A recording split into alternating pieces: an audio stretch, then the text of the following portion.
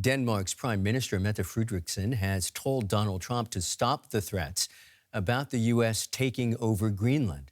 It follows a post by Katie Miller, the wife of one of Trump's top aides, Stephen Miller, showing Greenland in the colors of the American flag. She added the word soon alongside the picture. On Air Force One on Sunday evening, the president once again reiterated his desire to take over the Danish territory. Don't worry about Greenland in about 2 months.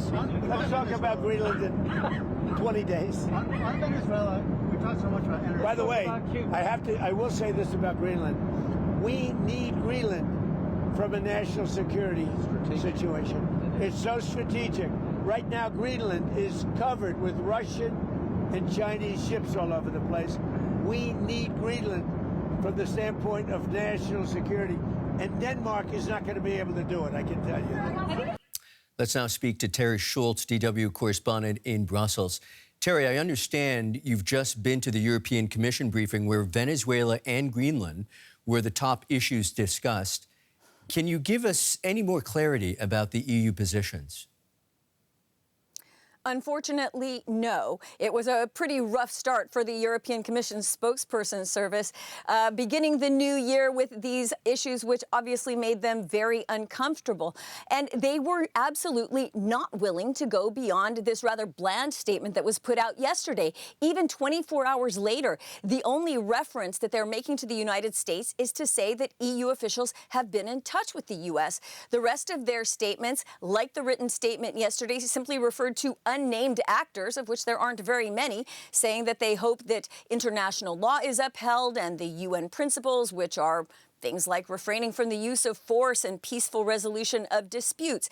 The spokespeople would not say anything more about whether they believe the U.S. actions were justified, whether they were legal. They said it's too early to make those assessments.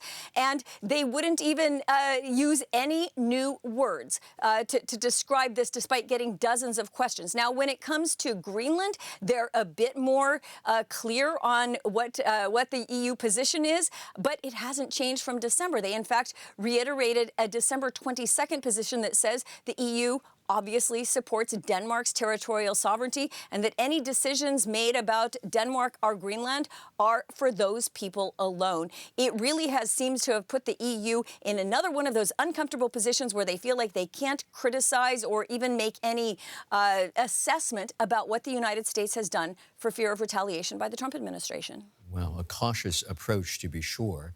Trump seems to be renewing his push to annex Greenland. What is at least your sense? How unified is Europe when it comes to defending Greenland? Well, they absolutely are unified. This is not the same question as what to say about Venezuela. This is a territory here in Europe, and Denmark is a member of the European Union and perhaps more complex, a member of NATO. Now, there are questions about whether Denmark would declare, for example, Article 4, consultations at NATO, which are used when a country feels that its territorial integrity is threatened. Does Denmark feel that the latest Trump statements have gone that far? We don't know yet, and I'm sure that there will be a lot of pressure on Denmark not to bring it to that level yet.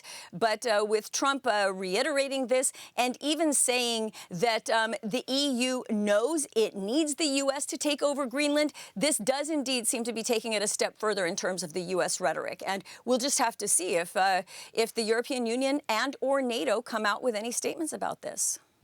Teri Schultz, DW correspondent in Brussels. Thank you, Teri.